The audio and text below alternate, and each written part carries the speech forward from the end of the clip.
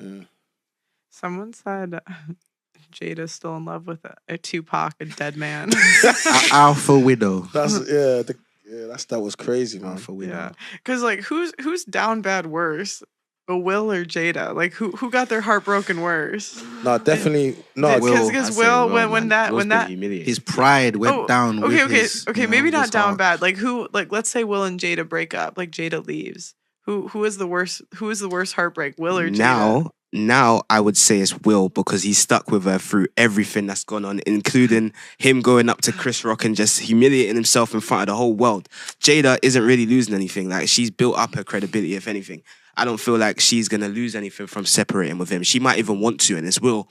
From the outside looking in, it looks like it's Will that's trying to hold on to it, and that's possibly just because they have kids together. But that's just my perspective on things. That's how I look at it from the outside looking in. And even I just look at that scenario as that protector scenario situation again. Let's just look at this. Your woman has been disrespected. You might not even found that was a violation, but you looked at her and she's not happy. Now you need to go and do something. And this is that thing what I talk about as well when I keep talking about men are women's protectors, but when we say it, they want to act like we're not. But when Will did that, so many women were like defending it, saying, yeah, they disrespected Jada, her hair, and she got alopecia and this, and they forget all the other stuff that Jada's done. They were just like, yeah, that's what I want my man to do. But you know what? He didn't even have a problem until he looked at her, because at first he laughed at the joke himself. And then he looked at her, saw that she was pissed, and then he went over and said, you know, I got to do something now, because if I don't, she's going to come and chat shit to me in the bedroom, and I don't want to hear that. And as a man, we go through that because you don't want to hear your woman just in your ear talking rubbish. So I feel like he was pressured into that situation. I don't feel like he done it off his own back. I feel like he was pressured into that situation. No, I fully, but I just use it as another example of just us men as protectors and what women look for us to do. Now, if you didn't do that in that scenario, look at, like, Will was laughing and then she looked at him like, oh, you're going to laugh? And then he had to get up and he had to go and become something. And look what he thrown away. And look what he threw away. Yeah. So, and this is what I keep talking about women, about scenarios where men have to step in and do things, and we put ourselves and our career and all of our things on the line, and people completely disregard it. But Chai, can I just say something as well on that subject? I think that in itself sends out a bad message to what's happening, like, with women these days, because she is another woman who doesn't listen to her man.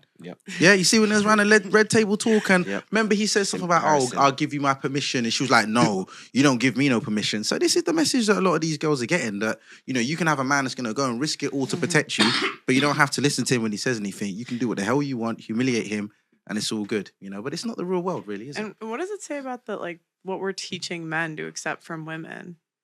You ever think, like, even when, like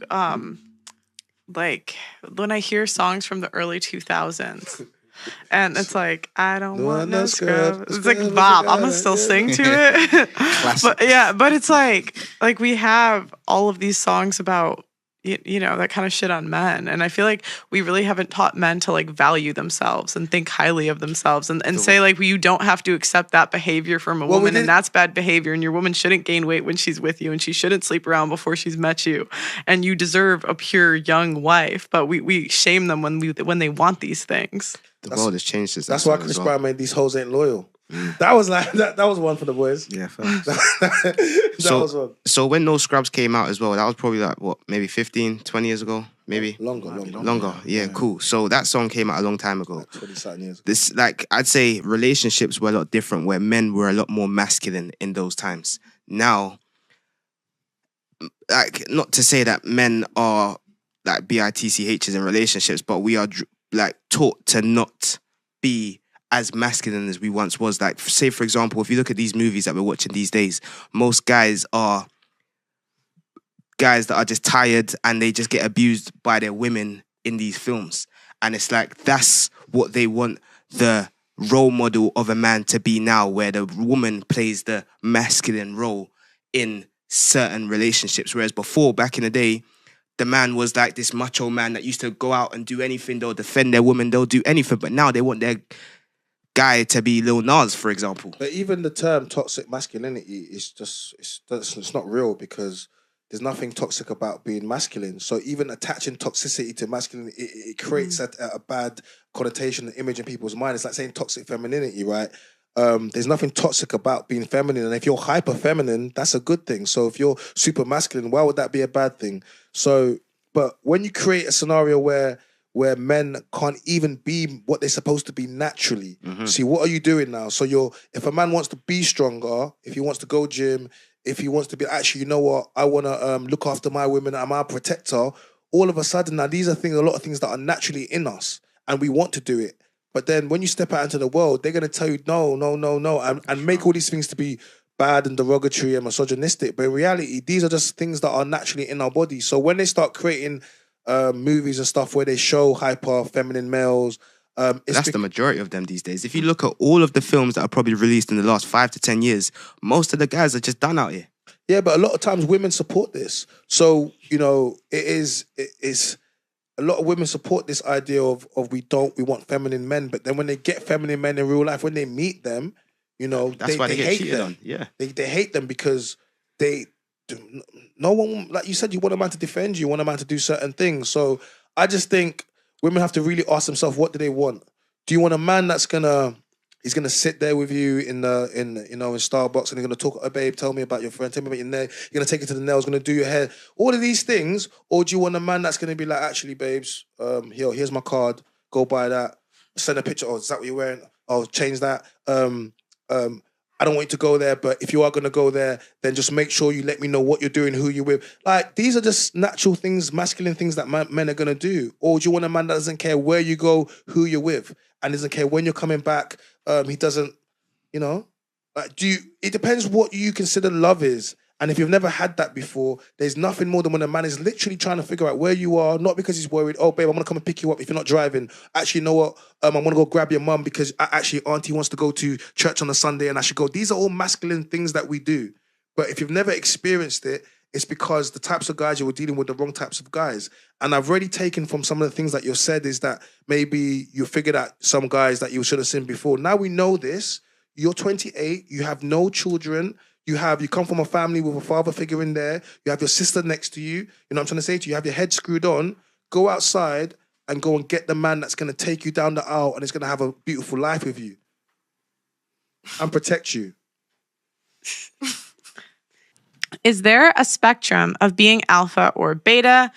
C. Surdak, Pearl, as you show every day, millennial and Gen Z Chad chasers have created a zombie apocalypse of alpha widows. These two generations of women are lost to history. Newbie, Cryptubi, only women, children, and dogs are loved unconditionally. A man is only loved under the condition that he provides something. Chris Rock. Exactly. Ender, a shepherd. So what? She pushed out your She pushed out your kid. She's setting a bad example for y'all's kids by being overweight. The UK Economist. I'm confused. How can we build stronger family units if women are picking bad men? Black Card. Lady on the left, figure yourself out and get some kittens. Lazarus. The 5'4" king alpha widowed her. There's hope for me. Sentience.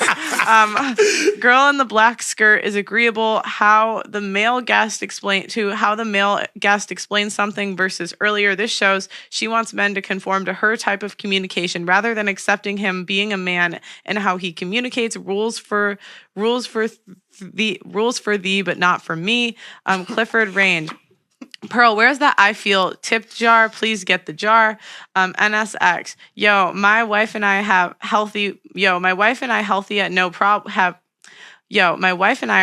with no problems. Married at 32. I started IVF the same year. Spent $210K on IVF in 5 years. No child. Get cracking. IVF is a business. They want you in and sell you hope.